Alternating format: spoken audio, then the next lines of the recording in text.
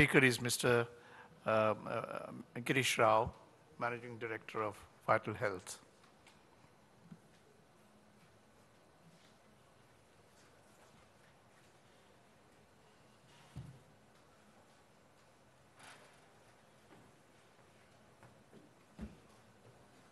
Good afternoon, everybody. It's indeed a pleasure and an honor to be here today.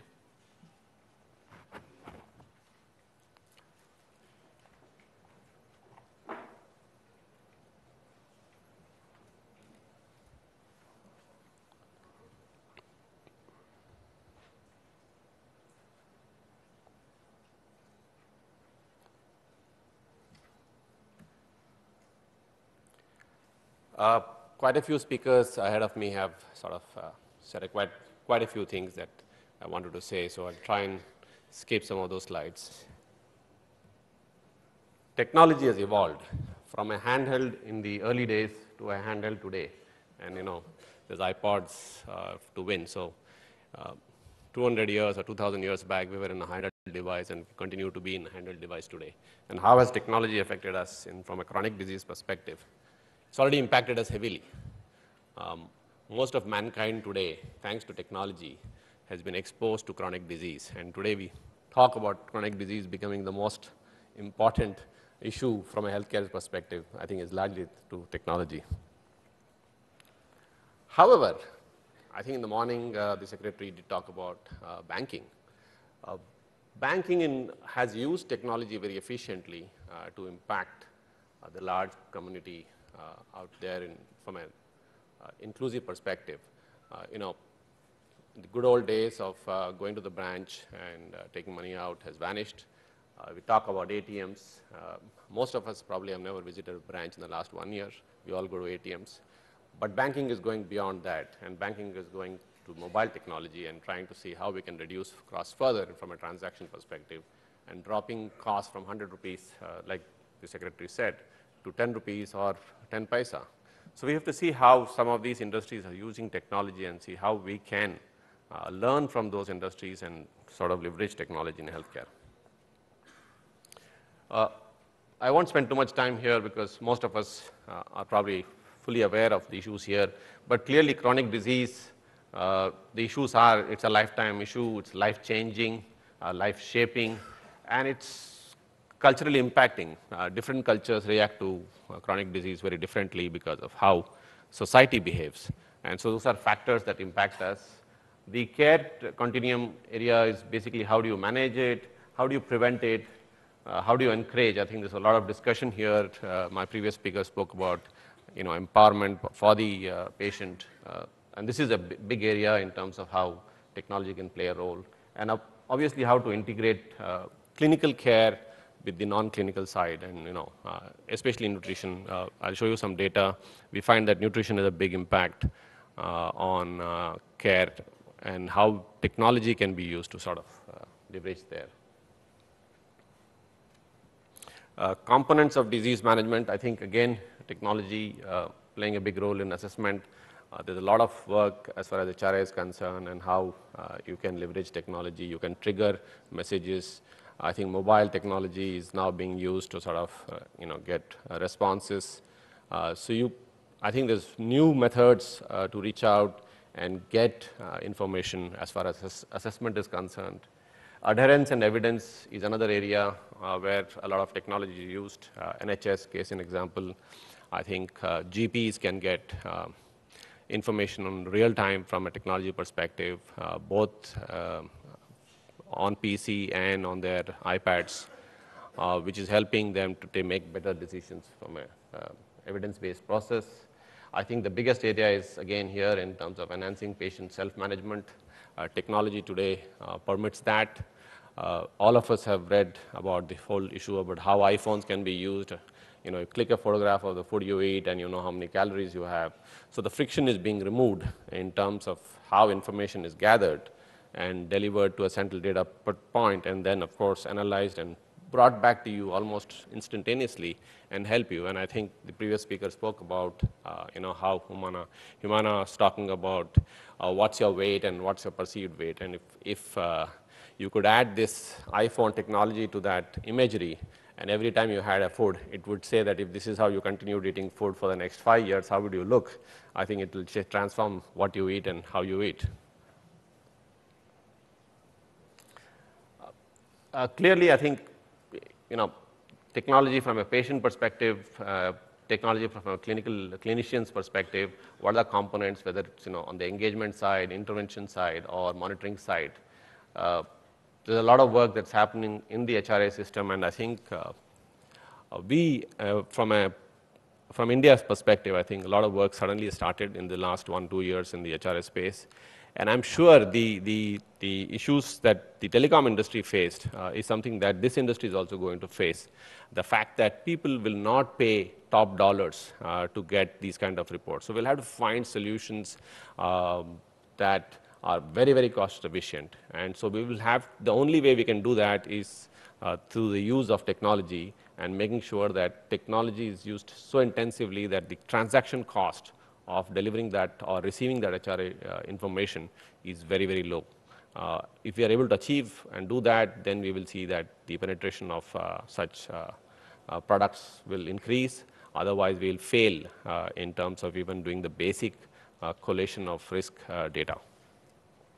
The other area, I think in the morning we had an interesting discussion about where should this medical records lie, and that's an interesting thing. I think one of our people brought this up, saying, is the EMR, ownership of EMR with the clinician, is the ownership of EMR with the patient or the consumer? And that's going to define, and I think technology will now allow us to make those choices. And Google has started EMR and it's an open source, but as people get more and more knowledgeable, and issues like pulls and pushes of how much information should be available to the insurance company, how much information should be available to the physician. I think these are things that will start becoming important, and I think technology will sort of also accelerate some of those options that all of us have. But today, I think it's very early days of how the whole EMR is being used. But I think over the next 1 or 2 years, we will start seeing some innovative solutions around the EMR, because I think the challenge is how do you collect data, how do you put that in the medical records, and yet how do you keep the ownership of that information, where it's generated and for whom it's generated. And I think some of these issues, I think mobile technology again will be an interesting solution provider here. ICT, I think, has added a lot of value. If you look at the PC-based solutions or PC-based technology, you got the email application, you got the web application. We talked about some of the security system from a home perspective, and using those from a healthcare perspective is becoming a reality. Mobile technology from India perspective is a big one, because again, the reach of, while the broadband bill is being passed and right for broadband is something that the government is talking about, the numbers we know, the broadband connectivity in this country is very, very low. However, the mobile access is very, very high. So mobile technology, I think, is something that as practitioners we will have to use in this space more extensively than the Western world, and we'll have to find solutions around the mobile technology. So handheld devices are becoming smarter, which is very good news. They're becoming cheaper, so it's going to be available easily. I think we are seeing that reaching out to consumers on mobile technology is improving. At our side, we are doing something called Health Tip of the Day. It's very easy to reach out to a very large mass through an SMS trigger or an email, which lands up in that handheld device, and it consciously or unconsciously influences your thinking on health. I think what the combination of these two will do is empower the patient. And again, we go back to this whole issue of self-management is becoming an important thing. We also know that in chronic disease conditions, self-motivation and desire to change is probably the most important factor influencing management of care. So whatever we do, if we can drive and empower that patient from an awareness perspective and sensitizing him of his future implication of his behavior, I think you really empower the patient, and I think mobile technology, again, is going to play a significant role here. I won't spend too much time here. I think most of us are aware of the fact that if this becomes, broadband becomes a reality, it will help us significantly in terms of how we reach and provide care. But till then, we will have to depend on how well we can use mobile technology. I think the other factor is this whole issue of shortage of trained capacity. It's a given fact that as a country, we suffer a significant capacity shortage. I think using telemedicine, we can leverage significantly the availability of care, not just from a rural India perspective, I think from an urban India perspective also. The other dimension of urban India is, our ability to travel. I mean, most of us living in urban cities hate to step out of office or hate to step out of a home after we have reached those respective points, because it's impossible to travel from point A to point B. I think technology will help us engage for medical care seamlessly. We're finding that more and more corporates are asking for a doctor on site, which is very inefficient, because the utilization of, as it is, there is a shortage of doctors, and then if you put a doctor on site in a location, his capacity utilization may be 20%, 30%. But if you do something remote, that can change drastically. Also, I think when you do things remote, the quality of information, both in terms of integrity of that information, goes up significantly. So some of those areas, I think, are being explored, and we find some good results there.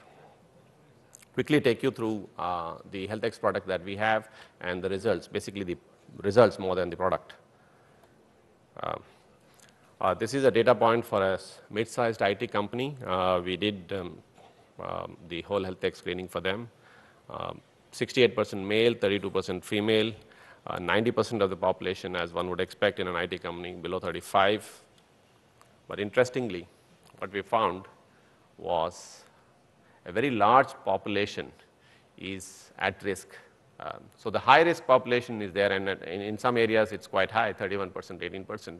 But I think the significant part is this. This is a time bomb in waiting, and to the point that prevention is an important factor, and unless you reach out and use technology to reach out to these people to make sure, and I was very fascinated when I heard about the Humana's plan to sort of look at your weight and say where you are. I think it's an interesting thing, because most people who are at some level of risk don't know what level of risk they are. So this company, for example, 90% of the population below 35, it's a time bomb waiting to happen, because a few years down the line, this group will all move to high risk if it's not managed. And I think technology today allows us to start looking at these things. For example, now this corporate could use this graph and track over the next few years how its population is doing, where its interventions are working. And some of these could be real time, some of this could be information to management to decide where to deploy resources and how to deploy resources. A few years back, corporates would give some kind of incentive for people to go and do a health checkup or provide health insurance, but corporates didn't know what was happening. Today, I think with information and knowledge, more qualified decisions are being able to take. The other interesting thing was this. While we looked at the profile, there were 90% of the population was below 35, and only 12% were actually doing some level of physical fitness, which was considered okay. 100% of the population had an issue with dietary habit. Most of us don't think. I mean, if you talk to most of us, we would think that we are largely, by and large, follow a reasonable dietary habit. But in this very young company, not a single individual we felt had defined a good dietary habit. Clearly a big issue, and I think again, if we are able to use mobile technology and continuously monitor dietary habits on a real time, the quality of life of that individual and from a disease perspective, management of that disease will drastically change. So in short, I think we have sort of use technology heavily here, whether it's clinical assessment or participation management, triggers, incentives, mailers, exciting mailers to pull the customer into the website. So we've used this extensively. In this particular, for example, this IT company, the participation was close to about 90%. So, very high level of participation, largely possible because of very non-intrusive SMS, emailers, stuff like that. Most of us know about the whole issue of how we can use web-based articles. I think this is the other area, early days in India, but clearly an area of focus now in terms of how we can leverage non-clinical support system to sort of improve care. Again, a partner study that we have done with a partner in India. We find that, and I'm sure this does not come as any surprise to most of us here, that when you provide a support system, a telephone support system as a coach to diabetic patients, 70% of the patients sort of have a better control and better fasting sugar, blood sugar, against a group that was not supported. So very clearly, a telephone-based coaching system has been very efficient and more importantly, has been possible, because otherwise what happens is, even if there is a doctor-patient relationship, the issue is, in most of these cases, is that the doctor is unable to reach out to the patient easily because he's sort of already has his calendar full, and historically the patient comes to the doctor doesn't go to the patient. Whereas technology, with the help of technology, you can reach out to the patient either through human intervention or through system. And I think that helps. And the moment you reach out to the patient, I think the patient's desire to change and intention to change is quite high, and these triggers act as a big catalyst. So in short, I think very early days in India, so it'll be interesting to see how we evolve. And I think clearly, based on sessions that we have had till now, we will have to see what the Western world has done so far, but we'll have to find our own solutions, because not all solutions can be sort of implemented in India. Enablers, I think, are key. Mobile technology will surely play a big role. I think if broadband becomes ubiquitous, then I'm sure broadband will become a big influencer in how we deliver care going forward. Thank you very much.